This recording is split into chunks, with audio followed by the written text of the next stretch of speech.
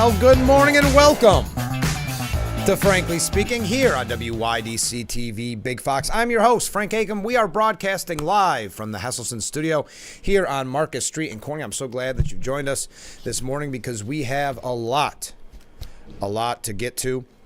We've got some comments after yesterday's program we're going to read here to kick off the show. Some New York State issues. We're looking at the potential of a government shutdown, though it looks like a deal has been made. We'll talk about that. Obviously, the Trump campaign, the Harris campaign, all that and much, much more. How will we fit it in 2 hours? We'll see. Comments from viewers yesterday. A question every Democrat needs to ask themselves is, when one of the world's leading, historic, successful people of our time, Elon Musk, endorses Donald Trump, why would you question his judgment over anyone else?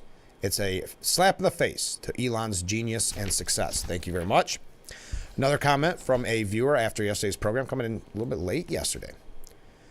Why on earth can someone from another country buy and own American soil? If you go to a different country, you have to follow their rules and regulations. American soil should only be owned by an American, no outside influence, period. 100% American.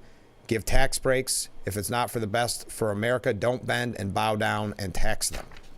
Thank you very much. That has been a major issue in the news of how much farmland and land in general is owned by foreign entities. So thank you for those comments. If you're new to the program, you see the number on the bottom of your screen. You can reach out at any time. I try to get to as many of the comments throughout the program as we can to make this a part of our conversation. Okay, as an update from yesterday, nearly 500 have been killed as Israel strikes 300 Hezbollah targets in Lebanon in a massive barrage. Now, of course, the all-out war threat is looming. That's what many are talking about this morning as the UN meets today. We're going to talk about that. Israel hit the terror group Hezbollah with an all-out air offense yesterday in what Lebanese officials called the deadliest day for the country in nearly 20 years, killing nearly 500 people and wounding more than 1,500. The latest blistering attack on 300 Hezbollah targets by Israeli Defense Forces comes after its military chiefs vowed tougher actions against the Iran-backed militant organization, which has been amping up its own assaults on the Jewish state. The IDF says its objective was to destroy Hezbollah's capability to attack Israel, targeting the group's leaders and its missile stockpiles. The ultimate goal is to finally allow thousands of evacuated Israelis to return to their homes in the north of the country following months of protests from the evacuees. Monday's strike by Israel also was the first time in the deadly back and forth, which began when Hezbollah started firing at Israel on October the 8th, that the Israeli military issued a warning in southern Lebanon for residents to evacuate in the face of extensive strikes. Now, we learned yesterday that the U.S. will be sending more troops to the Middle East because of the fear of the all-out war. Pentagon Press Secretary Major General Pat Ryder made the deployment announcement yesterday, but provided no additional information regarding the number of additional troops or their intended mission, citing operational security. The unknown number of forces would join the 40,000 troops already in the region. Ryder said yesterday, in light of increased tension in the Middle East and out of an abundance of caution, we are sending a small number of additional U.S. military personnel forward to augment our forces that are already in the region. Now, former Trump National Security Advisor, Lieutenant General Keith Kellogg, you may remember that name, he was interviewed yesterday on Fox News, and he said Israel does not trust the United States. And this goes back to, for a long time, but we mentioned this recently when it came to the pager explosion, that America was not informed of this ahead of time because there was fear from Israel that word would spread from America to the people that were going to be attacked and that it would be thwarted, which says a lot about where our policy stands right now. But back to what General Kellogg said. Israel does not trust the United States right now to be any type of peacemaker at all. They've just disregarded what the United States is going to do. They're going to handle this on their own, and I think they're going to be able to do it now. You can really see that they've shifted away from Gaza, looking at the airstrikes and looking at the map, that the targets that they've hit look what they did to the command and control. Look at them taking out major infrastructure as well. They're really planning to go ahead and really hard, and they're going to solve this. And I think Netanyahu has got it right.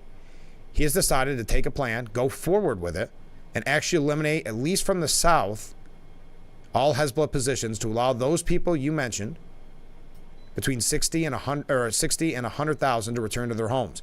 And I think he's making a real point. I don't think this thing is going to de-escalate at all. I think you're looking at an escalation, not only today and tomorrow, but in the coming weeks. This fight is far from finished. And yet Netanyahu has said from the beginning that, people can weigh in on this as much as they want, but at the end of the day, he's looking out for what's best for his people. It's interesting to see how, of course, and we've talked about this so often, how the media covers it. There's this strain of kind of anti-Israel, especially anti-Netanyahu in the media, that I'm just looking at this one, and I didn't even mean to necessarily call this out for what is a bias. But when I was looking this morning on CNN, they had what happened in Lebanon and why is Israel attacking Hezbollah. So I thought, well, I'll look at this and see kind of the who, what, when, where, and why. And so I was flipping through it, and I come to this question that they asked. Were civilians targeted? Now think of the loaded language there. As if Netanyahu is sitting there saying, let's target civilians specifically. This is what, when they have done the opposite. Precision, pinpoint, attacks in hopes of minimizing casualties. This is how CNN words it. Israel said it was targeting Hezbollah infrastructure, but video shows destruction of residential areas, and the large death toll reflects the scale and intensity of the strikes. The nearly 500 killed on Monday alone is roughly half the number of Lebanese killed throughout the entire 34-day war between Israel and Hezbollah back in 2006.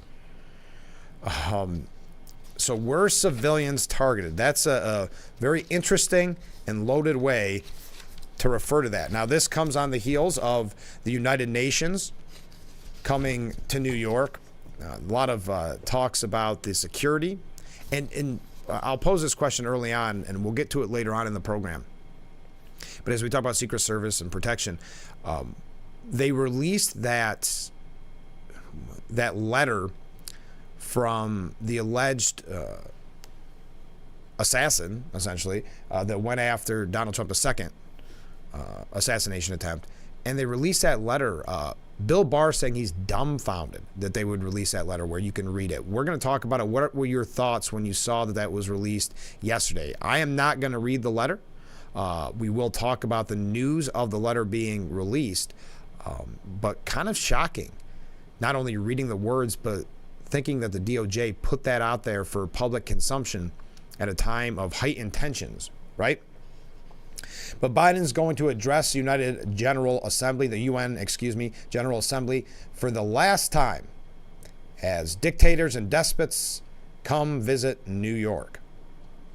Now, Putin's not going to be there. Chinese President Xi Jinping, Kim Jong-un, they will not be there. But the Iranian president is set to give a speech, despite international pushback, amid Tehran's support for terrorism, interference in November's U.S. election, and assassination attempts or threats against American politicians, including former President Trump. So Iran is known to be involved in those, and yet giving a speech at the United Nations General Assembly, giving the speech today. According to reports, the Iranian president said to reporters, "We don't want war, we want to live in peace." But his comments are not expected to be taken at face value, and Biden, who will speak ahead of the Iranian president, will rally global action to tackle the world's most pressing challenges, said White House Press Secretary Karine Jean-Pierre. Biden is expected to outline his administration's priorities and vision for the international body and what will be his last address to the UN as president. According to U.S. Ambassador to the UN, Linda Thomas Greenfield, Washington has three major areas of focus it will emphasize during this week's events, including continued efforts to end the scourge of war, as roughly a quarter of the world's population lives in conflict-affected areas amid mounting wars.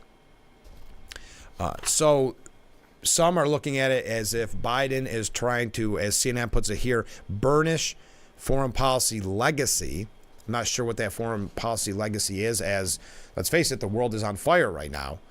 Maybe trying to, I guess, say here, and this again coming from CNN, maybe trying to rewrite history in a way. After more than 5 decades at the forefront of the United States foreign policy, President Joe Biden may have hoped to use his speech to over 100 world leaders at the United Nations General Assembly to burnish both his own legacy and the country's leadership on the world stage.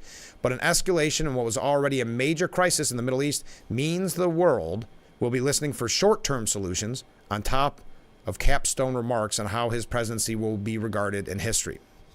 Senior administration officials acknowledge that Biden, both in his remarks to the General Assembly and in engagements with world leaders, must confront that reality as Israel carries out extensive military strikes across Lebanon that so far have killed hundreds, and this again coming from CNN, including children.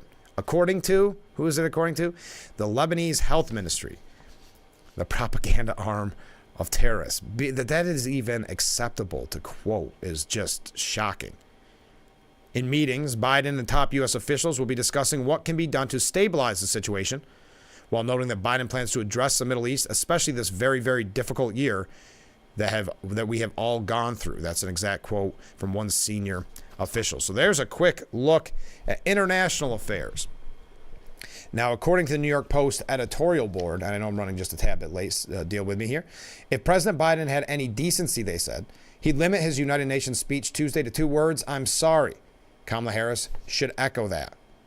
Obama's defense secretary, Robert Gates, once warned, and all too rightly, that Biden had been, and I quote, wrong on nearly every major foreign policy and national security issue over the past 4 decades. And unfortunately, he and Kamala have continued that pattern in the last nearly 4 years, leaving the world facing the most dangerous threats in decades. And we can go through, starting from the beginning with the disastrous withdrawal from Afghanistan, and fast forwarding to today. And remember, this is at a time when Harris bragged about being the last person in the room when Biden made the fatal decision to withdraw from Afghanistan. And I don't want to go through every single thing that Biden has failed on, essentially, foreign policy-wise, over the last 4 years. But now that the world is on a brink, according to the New York Post, on an all-out war in the Middle East that could well rope in America and another if Russia defeats Ukraine and then looks to expand even further, and still another when China makes a play for Taiwan, which I think is sooner rather than later. We talked about this on the program extensively, former congressmen and others, about the real threat of China and the threat that they make their move on Taiwan. And what would we, and I'll pose this question to you as well, what would we as a country do? Don't underestimate Joe's ability to, we'll say, screw things up, is what President Barack Obama reportedly warned years ago. That's not the word he used, but you get the idea. Sadly, American voters did just that in 2020, and now the entire free world is paying the price. And that's why I know we've had comments from viewers, and we've heard from Trump supporters in the past saying that Trump should do maybe a more efficient job of saying, remember, during my 4 years, there was peace and prosperity. So not only prosperity at home, but peace throughout the world. Worth mentioning. All right, we've got a lot more to get to. I wanted to kick off with that update from yesterday's program, that sort of breaking news. We'll be focusing on much of the political scene this morning, and a few, like I said, specifically New York State issues. We're going to hear from Congressman Nick Langworthy in a statement that he released. That's coming up a little bit later on as well. We have a couple of, I don't want to say oddball stories, but not really stories that we'll focus a lot of time on, but I think worth mentioning that you may not get elsewhere news-wise. So stay with us. We'll be right back with Frankly Speaking here on WYDC TV, Big Fox.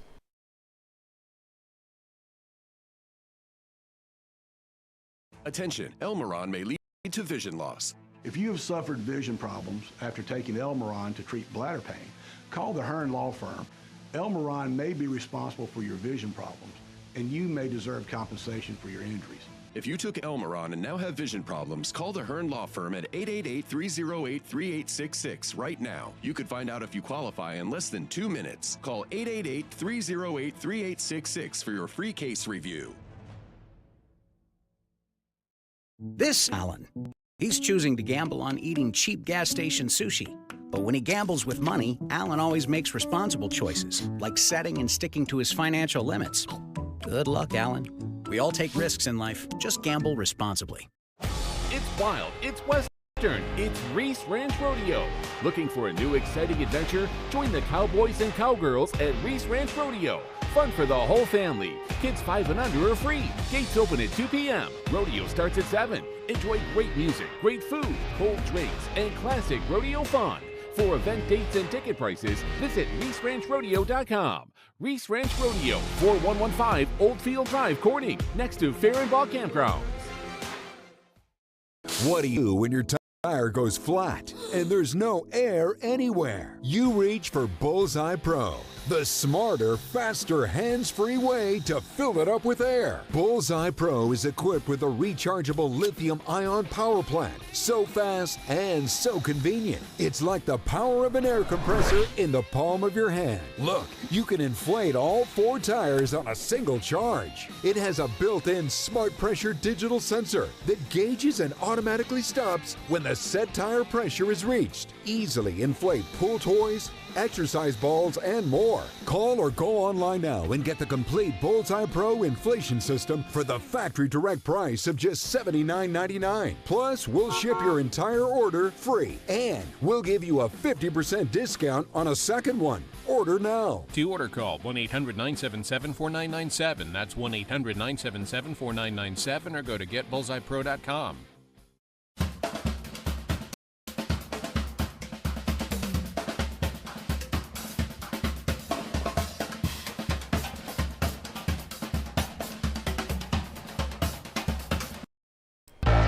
And we are back, broadcasting live from the Hesselson studio here on Market Street in Corning. Thank you so much for joining us this morning. Just an update on universities and college campuses. No, it's not about protests, as we've talked about so frequently, the anti-Semitic, anti-American protests that have just been a scourge of college campuses for the beginning of this semester, beginning of the school year, and the end of last. But this is interesting when you see a university maybe bite off more than they can chew.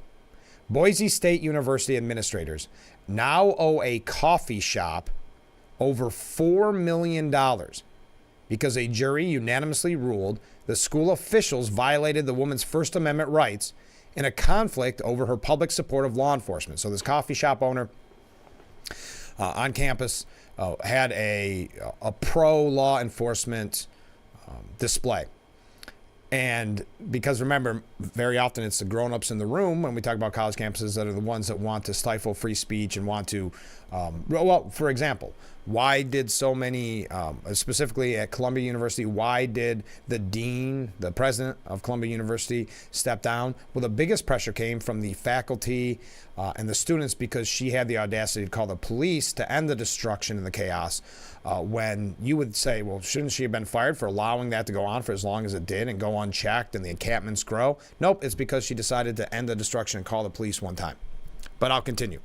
The jury awarded Big City Coffee owner, her name's Sarah Fenley, $3 million for lost business, reputational damage, mental and emotional distress, and personal humiliation in a decision reached on the 13th of September.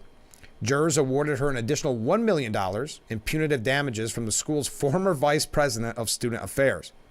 Now, she had originally sued the university for $10 million after she closed her campus shop in October of 2020. She argued that administrators, yes, the grown-ups in the room, conspired to retaliate against her for expressing pro-police views on social media, for having the audacity to support law enforcement. A lawyer for the administrators denied any retaliation and accused Fenley herself of trying to get the university to infringe on student speech rights. Big City opened on campus in September of 2020 on the heels of the nationwide police reform protests that followed George Floyd's killing in Minneapolis. Fenley's support for law enforcement, she displayed a thin blue line sticker near the door and immediately stoked anger among student activists. I don't want to go through everything. We don't need to hear the whole history. But what was said is senior administrators at BSU caved to a very small number of student activists. The university terminated her contract because of her support for police, a move her lawyer said clearly violated her free speech rights. Hours before the meeting started, administrators were working on a press release about the business leaving campus, making it clear they had a single outcome in mind. Boise State Attorney Kelly Duke argued Fedley was actually the one seeking to suppress speech.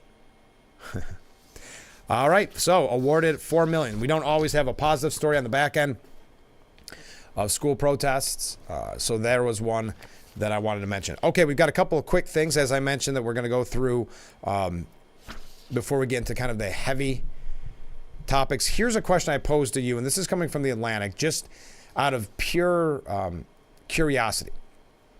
The Atlantic says legalizing sports gambling was a huge mistake. Now, I know this has just been growing and growing. It's amazing. $35 billion in bets they are estimating will be made in 2024. That's about 1/3 more than last year's total, which was a banner year. If you follow sports, gambling is everywhere. Ads for it are all over. More than 1 in 3 Americans now bet on sports. Wow. Now, they said, this is The Atlantic, a growing body of social science literature suggests that, yes, this is in fact quite different than just the games that you used to play before legalized gambling. The rise of sports gambling has caused a wave of financial and family misery, one that falls disproportionately on the most economically precarious households. 6 years into the experiment, the evidence is convincing. Legalizing sports gambling was a huge mistake. Your thoughts? I just saw that this morning, kind of piqued my interest. Okay, one last. No. We're going to save it for after the break.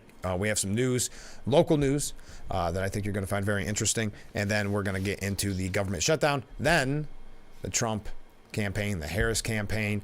What is being said? What is being done? Weigh in on it this morning. What are your thoughts? I know there's been a lot of rallies in Pennsylvania. We're going to show you what Trump had to say yesterday. We also, and people keep asking, the vice presidential debate is happening, and it's coming up on October 1st. So I've had people comment on that. So there we are, October 1st. All right, stay with us. We'll be right back with Frankly Speaking after this.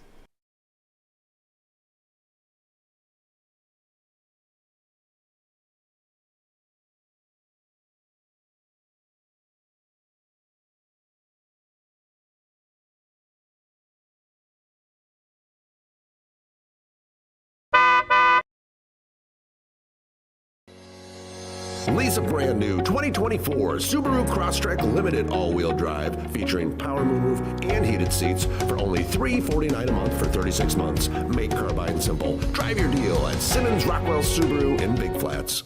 If you or one regularly used hair relaxers or straighteners and were diagnosed with uterine, ovarian, or endometrial cancer, you may be entitled to significant financial compensation. I've used hair relaxers for years. I had no idea they could cause cancer. Chemical hair relaxers and straighteners have been linked to serious conditions, including several types of cancer. How do I know if I have a case? Call 844-292-6222 and consult with one of our attorneys to find out if the products you used are part of the lawsuit. Your eligibility will also depend on how often you use these hair products and your specific cancer diagnosis. If you regularly used hair relaxers or straighteners and were diagnosed with uterine, ovarian, or endometrial cancer, call us now. Call 844-292-6222. How much will it cost to talk to an attorney? There is no fee unless we win your case. Call 844-292-6222 for your free case review. Great drivers change lanes very fast, but with no outside mirrors. How come they don't crash? Introducing Angel View, the new wide-angle mirror that reduces blind spots. Angel View simply snaps over your car's rear view mirror, giving you a 160-degree view behind you. Ordinary rear view mirrors are small and flat, but Angel View has a huge mirror with curved glass. This convex shape allows you to see both blind spots with one glance. And with our Pro Edition special coating, it's anti-glare at night. Get your Angel View now for just $19.99 through this special offer. But wait, this may be your last chance to get Angel View at this low price. There is a strict limit of 2 Angel Views per order while supplies last. Order now. Call 1-800-869-5346. That's 1-800-869-5346. Or visit getangelview.com. So call 1-800-869-5346. And we are back, broadcasting live from the Heselson studio here on Market Street in Corning. You're watching Frankly Speaking. Thanks so much for joining us. Big announcement from Congressman Nick Langworthy yesterday. More than $860,000 in federal funding to expand the Newtown battlefield. That's, of course, in the town of Ashland in Chemung County. It has been awarded $860,278 to be exact by the National Park Services for the acquisition of the 322.09 acres at the Newtown battlefield. The grant, awarded through the American Battlefield Protection Program, will protect and preserve the historical site of the Revolutionary War's pivotal Battle of Newtown. As you see there, the congressman saying the Newtown battlefield is a treasured and historic gem in Chemung County. This investment will allow the town of Ashland to preserve this important part of our nation's history for future generations while promoting local tourism and education. Preserving our historic battlefields also honors the sacrifice of those who gave their lives and ensures that their heroism, is never forgotten. I thought that was a nice announcement to hear yesterday. According to the National Park Service, the American Battlefield Protection Program aims to invest in the long-term safeguarding of significant battlefields across the country.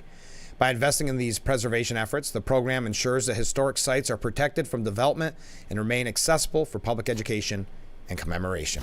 So there we are.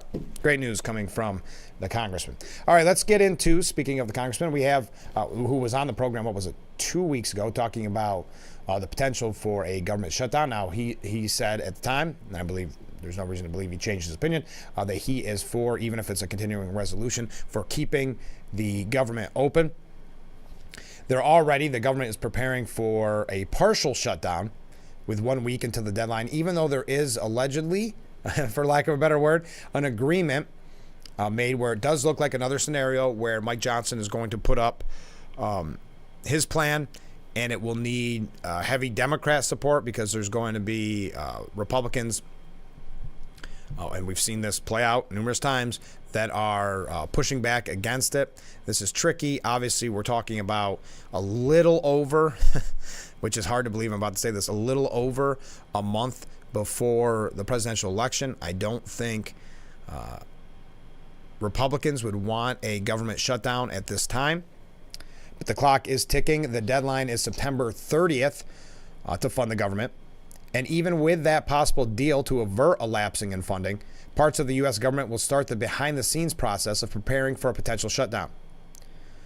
Now, there are negotiations going on.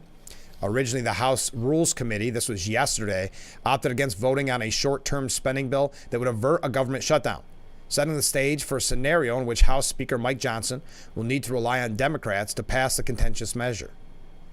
Johnson's 3-month continuing resolution, which would keep the government funded through December 20th. It's amazing to me where the deadlines always seem to be around holidays, around times where you don't think you'd want to be debating, because the same thing's going to happen again. It always comes down to the wire. It always comes down to the last seconds, last minutes. So December 20th, you'll start to see the headlines saying, will they have to stay through Christmas to get a deal done, that type of thing. Representative Thomas Massey, a member of the Rules Committee, argued that the House Speaker was attempting to set up a government funding crisis the week before Christmas to pressure lawmakers to vote for a bill that would be written behind closed doors. Why Christmas? So he can pressure members to vote for a bill they haven't read by using their desire to see their families on Christmas Eve against them, said the Kentucky Republican. Whoa. We should fund the whole thing for a year, Massey said. Without a rule, House GOP leadership is expected to bring the spending bill to the floor under a procedure known as suspension of the rules, which requires a 2/3 majority vote to pass. House Majority Leader Steve Scalise indicated that the plan is to bring the continuing resolution, or CR, which you'll hear a lot about, up for a vote tomorrow, Wednesday. The Republican caucus has a slim majority in the House, meaning that several Democrats will need to support the 3-month continuing resolution for it to pass.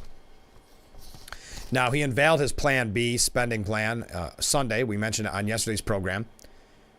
After the House rejected his first proposal, which should really, at this point in the game, come as no surprise if you've been following this. While it is not the solution any of us prefer, it is the most prudent path forward under the present circumstances, the speaker said. As history has taught and current polling affirms, shutting the government down less than 40 days from a fateful election would be an act of political malpractice. So House Republicans are going to rely heavily on Democrats to keep the government open. So this is already a somewhat of a PR win for Democrats, being able to come out and saying we had to help save the Republicans from themselves in a way. And you might not like that. You might say, shut it down. I'm just telling you what the media's coverage is going to be, especially this close out from a presidential election. They'll somehow try to blame the potential shutdown on Trump. So the House Rules Committee stripped the government spending bill from consideration last night. So this is somewhat breaking news, forcing House GOP leadership to tee up the spending bill under a procedure known as suspension of the rules, as I just mentioned. Relying on Democrats to overcome their narrow, divided majority and keep the government open has been a regular occurrence for Republicans as Congress, and was the exact maneuver that got former House Speaker Kevin McCarthy ousted from his job. Republicans have long known they need to rely on Democrats to pass the shutdown averting measure this time around, but with Democrat votes now likely to vastly outnumber the GOP supporters, Mike Johnson finds himself in a risky position with his conference. Jim Banks of Indiana said it is disappointing. We have a Republican majority. We should be cutting spending. Asked if Johnson has mishandled the situation, Jim Banks said he had an opportunity to put a spending bill on the floor and cut wasteful spending. We have had the majority for 2 years. We haven't seen that happen. That was my hope with a Republican majority, but we are going to finish the Republican majority without cutting spending, and that is why I am voting no. Byron Donalds, who many considered to be a potential pick for vice president by the former President Trump, he is also against the clean government spending extension, saying, I would say it is a mistake. I would say for me personally, it is something that I cannot support. Frustrations are also rising toward the Republicans who refuse to vote for the bipartisan spending bill, but also oppose any GOP spending plan that would help give their side leverage in talks with Democrats. Mike Simpson of Idaho. What's funny is that a lot of the same people who don't like the CRs don't help us get the bills across either. All right, there you are. So there's your update. It looks as if there will be some type of deal struck. This is a topic that the media loves because they can very often paint Republicans, or they try to paint Republicans in a bad light when it comes to government shutdowns. Now, my thought has always been most people are not, government shutdowns are not a top of their priority list, because we know what happens when there's a shutdown. There are certain, and I think this got to hurt if this is a part of your job title, non-essential jobs that kind of quote unquote suffer. But obviously the most important, those that are essential are still fine to go about their business. So I don't think this has the PR that the media thinks it does, but it is something they run with extensively. So we'll see where it all plays out, but it looks as if there could be a vote on that as early as tomorrow. Let me take a short break. And when we come back, we are going to dive in to the presidential elections. What are your thoughts? And I understand Bill Barr's thought on it. Releasing that letter from the alleged attempted assassin, the second, word for word into the media. And I know Donald Trump Jr. was very upset about it as well. We're going to talk about that. I can understand the term dumbfounded. I don't think it was the best move. You know, we've heard so much in the past, if there's a school shooting, something like that, about copycats. And we see, a lot of people taking the tact and trying to do so here as well, to not show the person, to not highlight them, only to highlight the facts of who, what, when, where, and why, to not to, somehow create these copycats, to see the attention he is getting and talk about the attention he's getting. This is literally his... It's not even, you can't say it's a manifesto. There's pieces in this letter talking about him giving money to someone that can pull it off. Is that something that we want out there in the media? But the media has ran with it. A lot of people upset that the DOJ released it. I'd love to hear your thoughts. Also raising the question, just for whatever reason, I find it interesting, the Atlantic saying legalizing sports gambling was a huge mistake. Your thoughts? I do know that there's a lot more people talking about it. People who I would say in the past, I would know wouldn't be quote-unquote gambler. Now knowing everything from money lines to the spread, it is interesting. So your thoughts, has it changed your life for better or for worse, or not at all? Just a question to pose this morning. All right, let's take that break. We'll be right back with Frankly Speaking here on WYDC TV. Big Fox, stay with us.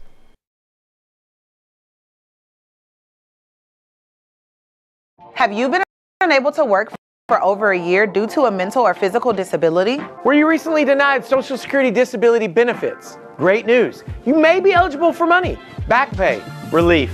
If you've been pre-qualified and diagnosed with a recognized condition that prohibits you from working, our lawyers can file a claim to get your disability benefit. Call us today and find out more. Call now, 844-617-0440. Hustleton's Hot Spring Hot Tub Sales Event is going on now. New technology, cleaner water, easy to use, hot water made simple. Hustleton's, your locally owned and operated hot spring hot tub store since 1955, is offering huge incentives on their saltwater hot tubs. Deluxe lifters and steps, Bluetooth music, freshwater IQ, plus 0% interest-free financing options. Come to Hustleton today and see why your next hot tub should be a Hustleton's Hot Spring Saltwater Hot Tub. Remember, it's always fun to poke in the corners at Hustleton's. Your wallet is always in danger. Criminals can hack your information without you even knowing. Introducing Slim Mint, an ultra-thin RFID blocking wallet that keeps your cards and cash protected. Slim Mint uses the latest RFID blocking technology to prevent thieves from stealing your info. It's ergonomically designed to optimize space and keep your belongings organized. With the auto-locking Slim Mint, your cards and money stay securely in place. It has a built-in cash clip and a flexible outer band to fit your additional cards and cash. Call or click now and get Slim Mint for just $29.99. Order in the next 5 minutes and you'll get an instant $10 discount, so it's only $19.99. But wait, due to rising costs, this may be your last chance to get Slim Mint at this low price. There's a strict limit of 3 Slim Mint wallets while supplies last. Don't wait, order now. Call 1-800-654-6604. Call or visit slimmintwallet.com. So call 1-800-654-6604. Order now. The Bix website is here now. WYDCTV.com. Local and national news that keeps you informed and involved. WYDCTV.com. Today's weather, up to date and in your town. WYDCTV.com. Sports news, local events, and health stories that affect you. WYDCTV.com. The Big Fox website. Your news here now. WYDCTV.com.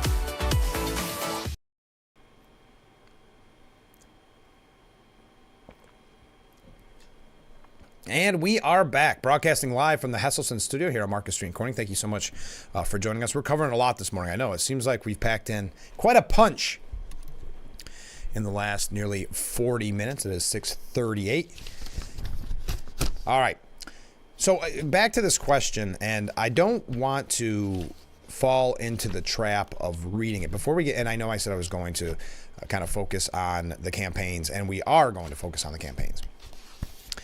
But the man accused of trying to assassinate Donald Trump at his Florida golf course wrote a chilling note months earlier. And this is what's really weird. There's a little bit of confusion here in my mind. So he wrote this note months ago. And in the note, he said, I'm sorry I failed you type thing. But also saying that he intended to kill the former president. He dropped the note addressed to the world in a box in an unnamed person's home in the months before the foiled September 15th assassination attempt. I guess where I find it strange is how did the person then that found it say, hey, maybe I should check for this? Or maybe there's got to be more behind the scenes that somebody knew something. I, again, do not want to read what was in this letter. You can find it for yourself. It is, I think it's dangerous to release this letter in a way. The handwritten note was only discovered after the person opened a box and alerted authorities in the wake of Ralph's arrest. Well, where the box also contained ammunition, a metal pipe, miscellaneous building materials, tools, 4 phones, and multiple other letters. It wasn't immediately clear if Routh allegedly wrote the note on the premise that the assassination attempt would be unsuccessful, or if he was referring to another apparent plot. Now, prosecutors had argued that Routh should be kept in jail ahead of the trial, while federal public defender Christy Militello asked for the defendant to be allowed to live with his sister in North Carolina as the case goes forward. But the U.S. Magistrate Judge Ryan McCabe ordered Routh back behind bars, saying the weight of the evidence against the defendant is strong. So again, I'm not going to read the letter to you. Bill Barr, and I'm telling you more about this to get your opinion on it. Bill Barr, former U.S. Attorney General, he panned the Justice Department for releasing this letter. He said, "I was dumbfounded that the DOJ made public this morning the contents of the letter that Ryan Routh left with an acquaintance prior to an attempted assassination of former President Trump." Now, again, the letter addressed to the world. So you know, and we've talked about this in the past, about this attempted assassin, that he had delusions of grandeur, that he felt just like when he was getting involved with the war in Ukraine, he thought he could end the war, that type of, it's been called a Messiah complex. So writing a letter to the world, believing that he had the power to end the, and that's what's also interesting, because yesterday, I don't know if you saw any of Zelensky kind of criticizing Trump, almost campaigning for Harris, and then he criticizing that as well, saying poor timing when a very pro-Ukrainian person just tried to assassinate the president, the former president, and some of the words that they used, some of the, and there's a piece here that we may get to suggesting that same exact thing, that if you read that letter, if you were to read that letter, it uses many of the talking points that we see coming from Democrats and in the media. But I'll continue. Barr said the letter calls on people to, quote, finish the job of killing President Trump. It attempts to rouse people in incendiary terms to do so, and offers $150,000 to anyone who succeeds. There was no apparent justification for releasing this information at this stage. Now, some critics have noted how authorities had declined to release the Nashville shooter's lengthy manifesto carried out by a suspect who allegedly identified as a transgender man that shot up Covenant School last year and killed 6 people, including 3 children. So saying kind of, why do you release one letter and not the other manifesto? Barr said, even if DOJ thought it is important to provide the letter to the court, it could have redacted inflammatory material or arranged to have the letter submitted under seal. It was rash to put out this letter in the midst of an election during which 2 attempts on the life of President Trump had already been made. It served no purpose other than to risk inciting further violence. I would have to agree. It seems like a very wrong-headed decision, as Bill Barr saying, dumbfounded. Donald Trump Jr. asking, why is Kamala's DOJ publicizing Ryan Wesley Rouse putting a bounty on my dad's head? That's a fair question to ask.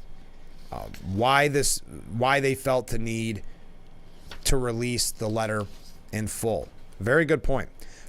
Now, Daniel McCarthy says the confession letter shows how Democrats have stirred up violence against Trump. And I was thinking about this because, you know, when there's some type of, I don't know, some Facebook post or something done by a Republican, Democrats very often, the media will very often go after every Republican and have them disavow what was said or disavow this person.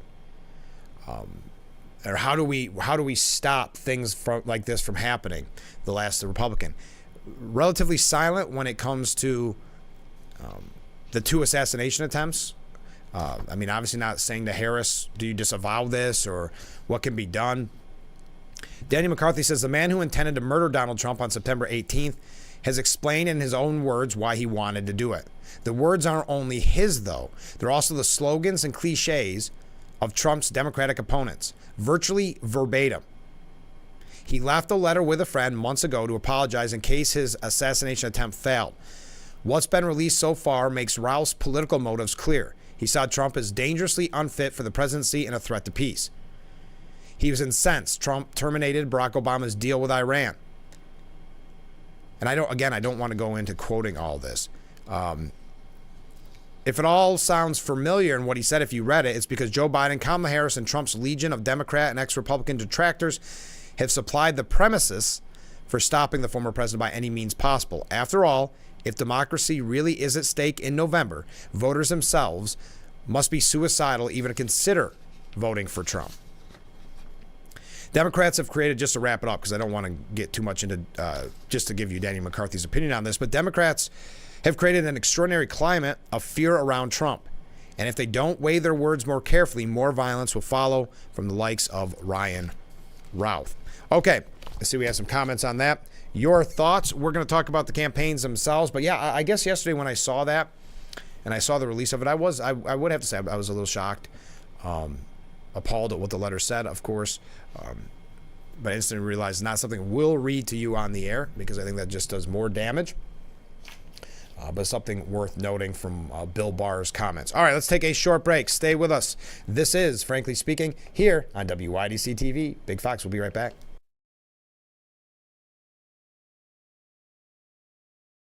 If you or a loved one regularly used hair relaxers or straighteners and were diagnosed with uterine, ovarian, or endometrial cancer, you may be entitled to significant financial compensation.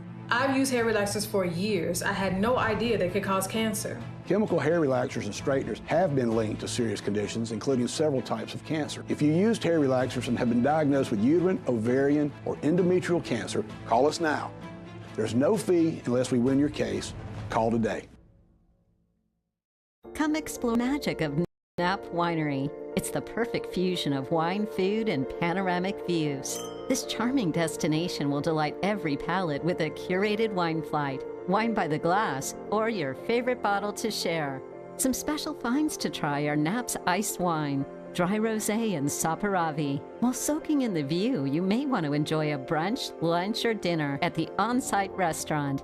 Book your experience at Knapp Winery today.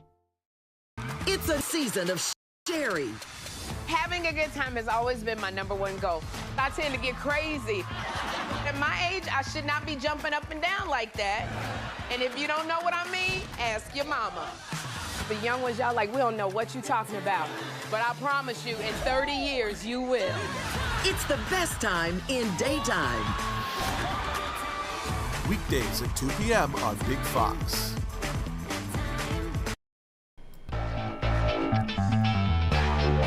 Broadcasting live from the Hesselson studio. You're watching Frankly Speaking. I'm your host, Frank Acom. Thank you for joining us this morning. A comment from a viewer. And this is a very good point, I think. Not sure what the motivation was to release this letter. Maybe it's an attempt to appear transparent after the way they handled the first attack on Trump. That could be it, but in its entirety, to me, just seems like a wrong-headed decision. If that was their reasoning, it's still wrong-headed because, as Donald Trump Jr. said, you know, in the letter, Routh essentially puts a bounty on Trump's head. So is this the right timing? Also, I will ask your opinion on Ukrainian President Zelensky coming here and, as many put it yesterday, really campaigning for Harris and going after Trump, Vance. Your thoughts on that as well. Now, Harris came to New York.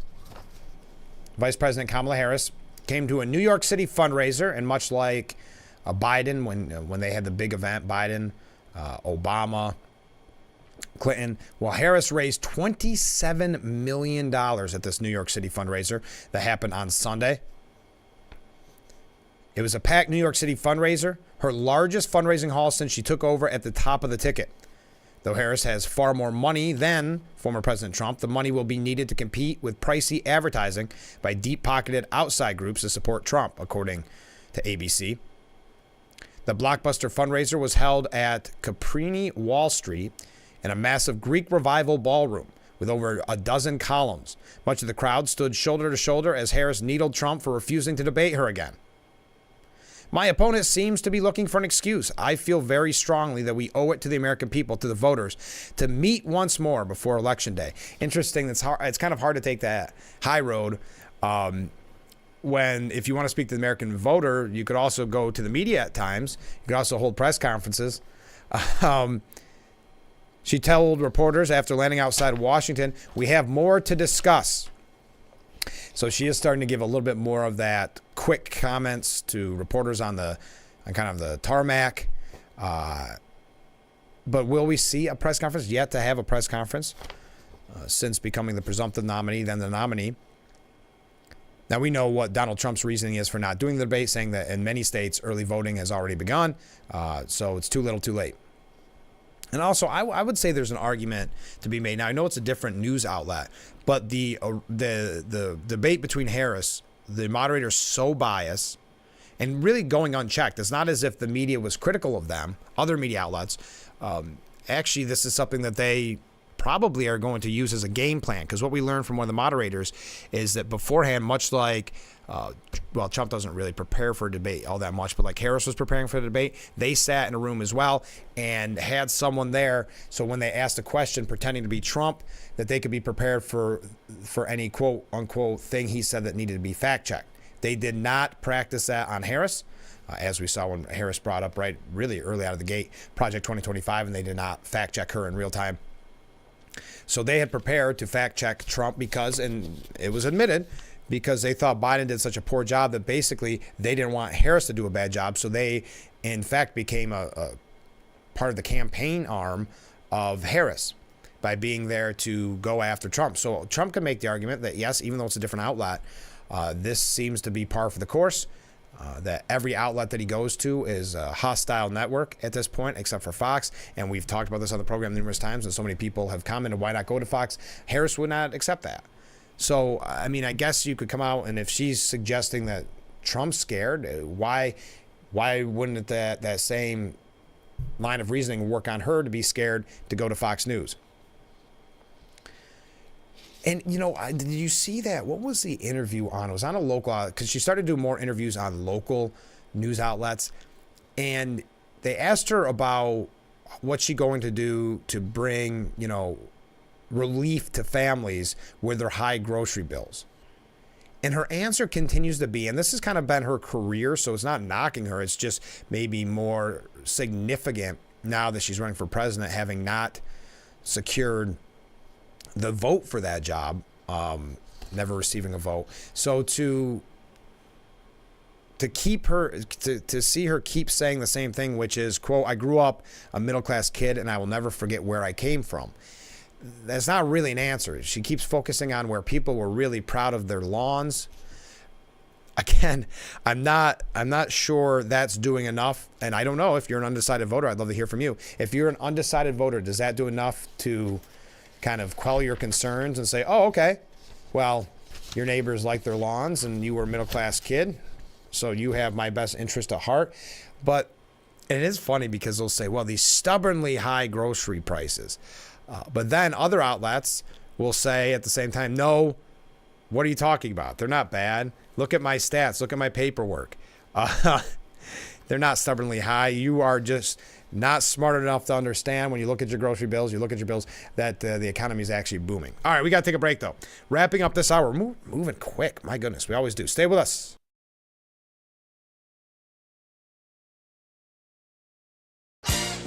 Hustleson Hot Spring Hot Tub Sales Event is going on now. New technology, cleaner water, easy to use, hot water made simple. Hesselson's, your locally owned and operated hot spring hot tub store since 1955, is offering huge incentives on their saltwater hot tubs, deluxe lifters and steps, Bluetooth music, freshwater IQ, plus 0% interest-free financing options. Come to Hesselson today and see why your next hot tub should be a Hesselson's Hot Spring saltwater hot tub. Remember, it's always fun to poke in the corners at Hesselson's.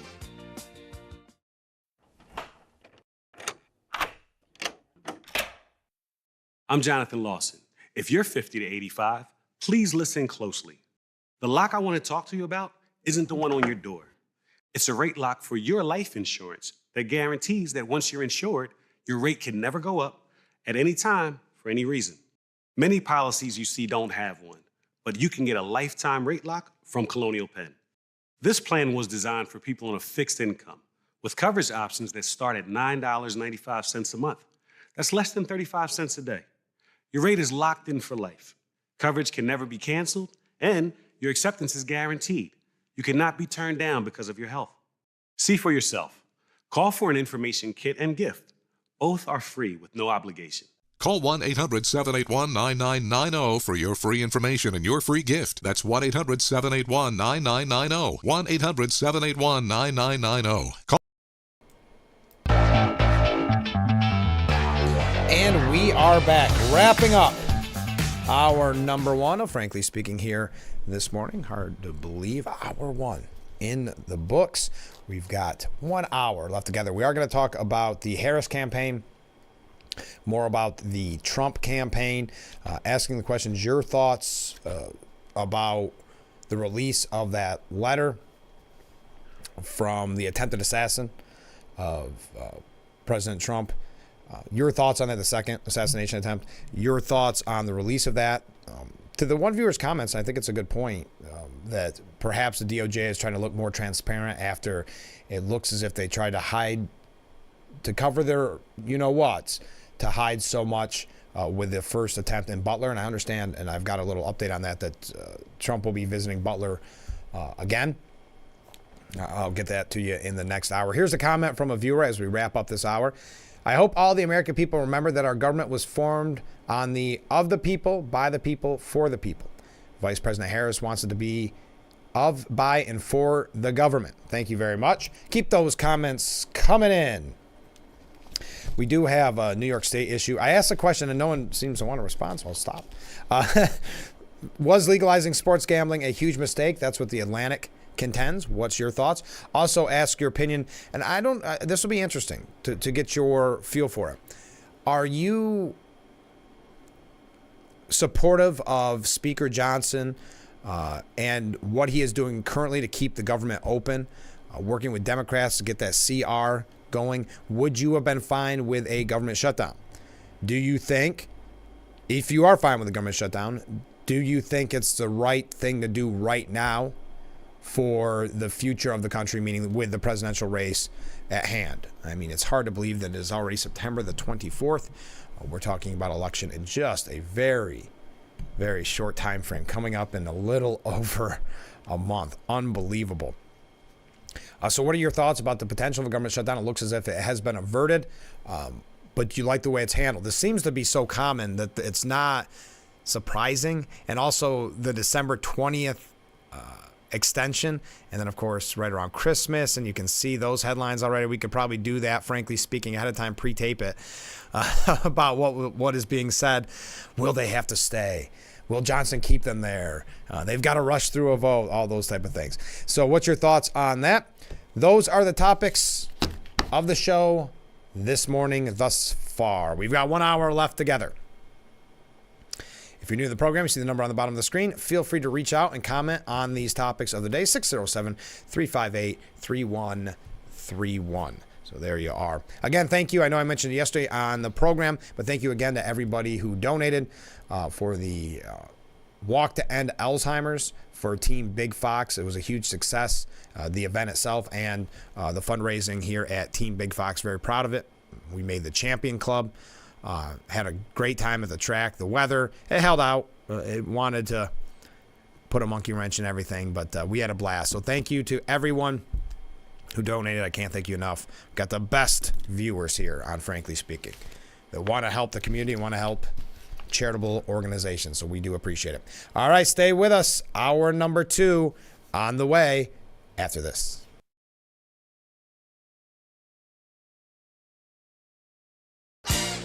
Hesselsen's Hot Spring Hot Tub Sales Event is going on now. New technology, cleaner water, easy to use, hot water made simple. Hesselsen's, your locally owned and operated hot spring hot tub store since 1955, is offering huge incentives on their saltwater hot tubs. Deluxe lifters and steps, Bluetooth music, freshwater IQ, plus 0% interest-free financing options. Come to Hesselsen's today and see why your next hot tub should be a Hesselsen's Hot Spring saltwater hot tub. Remember, it's always fun to poke in the corners at Hesselsen's.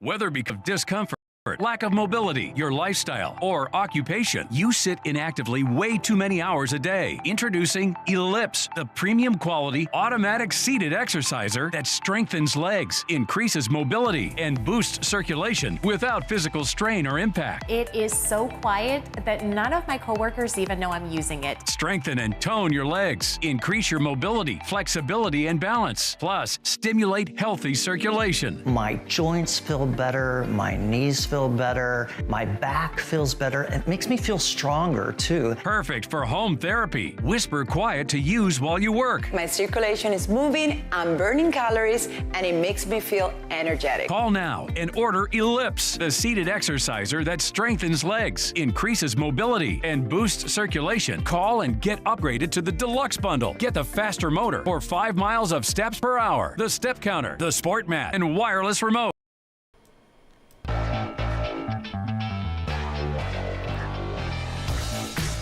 Welcome to hour number 2 of Frankly Speaking. Thank you so much for joining us. We are broadcasting live from the Hesselson studio here on Market Street in Corning. And I'm your host, Frank Acom. A comment, if you're just tuning in. We've had a lot that we've talked about. I'm not going to recap it all because I kind of recapped it at the end of the last hour. But we're going to continue our discussion on the Harris campaign, on the Trump campaign. Your thoughts on the release of that letter from the attempted assassin. That what Don Jr. calls essentially a bounty. Your thoughts on that? Comment from a viewer: Harris refusing to debate on Fox will only be discussed on Fox. So the diehard Democrats and sheeple will never hear that she refused to debate. They only hear the huge voice from the operable wing of the Democrat Party saying Trump is scared to debate her. Yes, obviously it's accepted. I mean, I think it even goes without saying. It's accepted that she, or any Democrat for that matter, it's not just her, they're just not going to debate on Fox, which I think is a mistake. I could see Fox even going, just to err on the side of caution, would definitely be more fair than any other outlet. But yes, I don't even think it's an option. I don't even think it's something on the table any longer. It's just known that they're not going to debate at Fox. So yeah, you're not going to see Harris scared to debate on Fox anywhere other than Fox. But you're going to hear over and over that Trump is scared to debate Harris. And let me pose that question too, because I know I've thrown a lot of questions at you this morning. Would you have liked to seen Trump give another debate, have another debate with Harris? Were you happy with the one, or as he said, really, two? That there won't be a third debate. What were your thoughts when he made that announcement? I've always kind of leaned towards another debate, only because Harris there's so few opportunities to hear her unscripted with no teleprompter, and she is not always the best in that scenario. I think that's why she's not doing the Al Smith dinner. As a matter of fact, I don't think I'm going to get into it because Piers Morgan's sometimes a little over the top for me.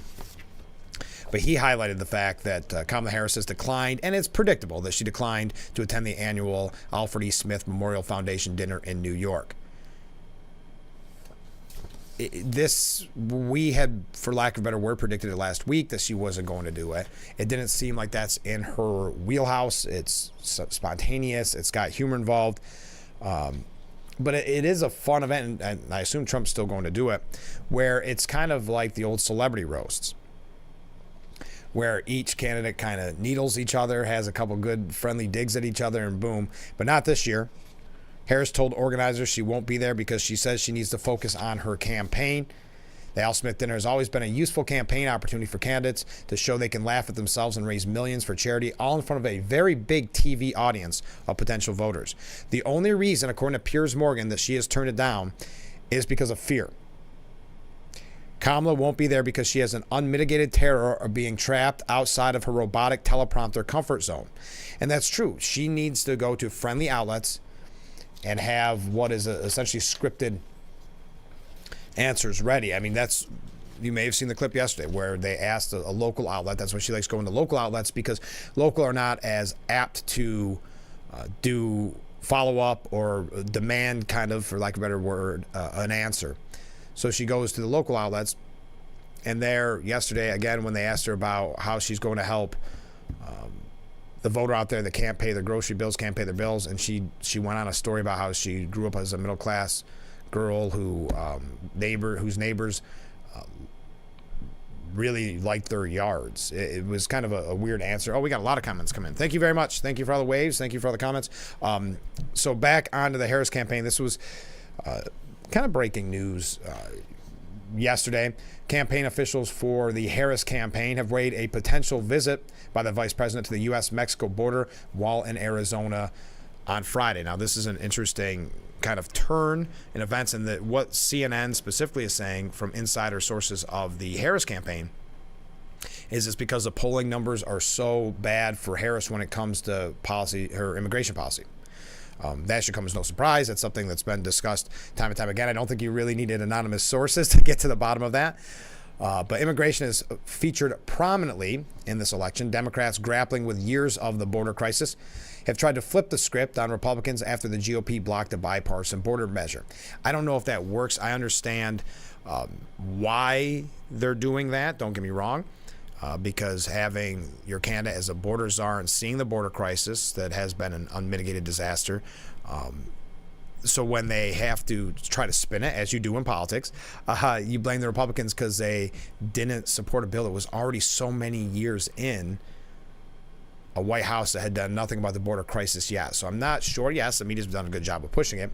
I'm not sure if that necessarily works at the end of the day. But some Harris campaign officials remain concerned about the gap in polling, which shows Trump holding a lead on the issue, but also sees an opportunity to narrow a gap that they believe is closing and try to shut down GOP attacks over her not visiting the border enough, according to one of the anonymous sources. No decision has been made, according to one source. Friday's visit to Arizona also comes at a time when border crossings are the lowest they've been since 2020. It comes on the heels of new polling that shows Trump leading in the battleground state. Last week, Harris slammed Trump over his immigration proposal, citing his controversial policies to draw a stark contrast with her Republican rival. Now listen to what, again, this is coming from CNN, so keep it in mind. Ready for this quote? Republicans have falsely claimed that Harris is the border czar, casting her as solely responsible for the management of the U.S.-Mexico border. It's a title that Harris's team has been trying to shake off since the moment President Joe Biden assigned her to tackle root causes of migration in 2021. So how is that falsely claiming that she's the border czar? It was the media themselves that kept pushing that title. And who was it, Axios or was it Politico that came out right after Harris got the nomination? Or actually, I think she was presumptive nominee when Biden had kind of passed the torch and had said, well, no, she wasn't the border czar. Even though we reported on her being the border czar all these years, we were wrong in our reporting. Which is really an interesting way of having to spin that. So as long as you just put out, apparently in a statement, Republicans have falsely claimed that Harris is the border czar, I guess it no longer makes it something that the media pushed for 3.5 years. That many people have given her that label. So interesting to kind of the rewriting of history there. But we'll see if she visits the border. That was always remember when she had that interview that went so poorly? It's one that people point to, saying, why have you not visited the border at this point? And I'm saying something to the extent of, well, I haven't visited the border of Europe either. What are you trying to say? Not good and off-the-cuff remarks, ad-libbed remarks. Spontaneity is not her necessarily strong point, and they know that. That's why the campaign is being run this way. This is not telling tales out of school. This is why they're running the campaign that they are. Not going to the Al Smith dinner because she has to rally, but remember, the rallies work out great because they're, again, a teleprompted event. And this is not to knock teleprompters. Every politician uses them. But those seem to be the lion's share, if not higher than the lion's share, of events she is participating in.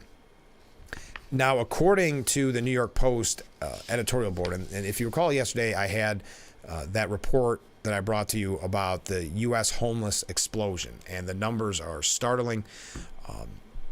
While the Post editorial board says you have to look at Kamala Harris and the policies of this administration, that you look at them and they are to blame for the disaster and the homeless explosion. Open border fanatics claim their policies come from a place of deep empathy. But a cursory look at U.S. homeless data proves they're lying. January saw that at least 550,000 people reported homelessness, up 10% over the January 2023 figure, which was, back in January 2023, the then highest ever reported. It's no coincidence that same month saw the highest ever number of illegal immigrants jumping the southern U.S. border. Indeed, Massachusetts data show that nearly half of the families in the state's family shelter systems are migrants. Despite what the border erasers scream, it's commonsensical that the entry of huge numbers of people with no jobs or homes, or easy ways of getting either, would swell the ranks of the homeless. To see the magnitude of the crisis, look at the projected cost of the migrant tsunami to New York City. According to the New York Post, it is expected to be north of $12 billion through next year. And that's New York City. Imagine what it looks like on the ground of these smaller areas throughout the country that have been straddled with this. On top of driving up homelessness and tax burdens, the sheer scale of the incoming waves guarantees social strain and decay. And that's to say nothing of the lone wolf criminals and organized gang members who are streaming across as well that we're seeing so much coverage of on certain outlets. There is not a single social ill in the United States that the migrant crisis has not made worse. It utterly gives the lie to the humanitarian argument so beloved of the left, and proves yet again that Vice President Kamala Harris, a chief architect of the disaster, does not deserve anyone's vote in November. That's from the New York Post. Your thoughts on that? When we come back, more on the Harris campaign, then the Trump campaign, plenty left to discuss. So stay with us. We'll be right back with Frankly Speaking here on WYDC TV. Big Fox.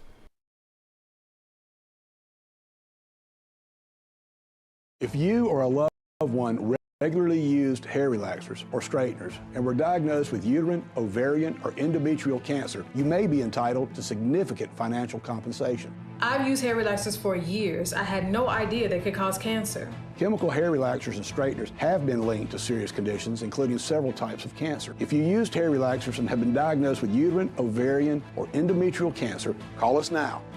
There's no fee unless we win your case. Call today. But y'all got a lot of stuff here in your water. You're never gonna believe it, but this can filter up to 60 different contaminants from your water. It's all about cleaner drinking water. Dude, that's good water. And that's good water. Now that's good water. That's good water, eh? No matter where you live, there's a Culligan water expert nearby. At Culligan, we think about your water, so you don't have to. Call today to schedule your free water test.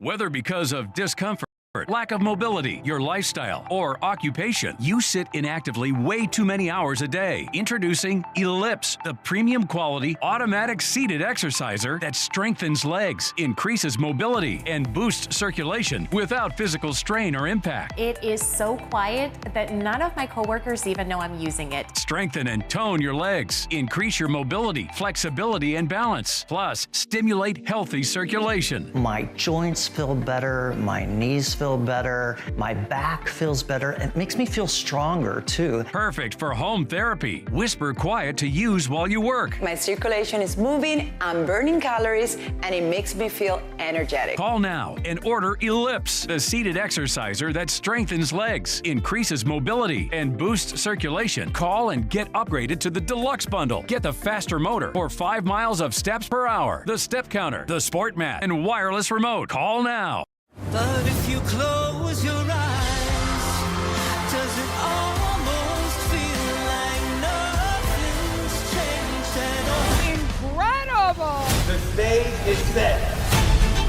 There are clues everywhere. What the heck is that? I always lock it up. You guys are all missing the biggest clue. I'm stumped right now. Tomorrow.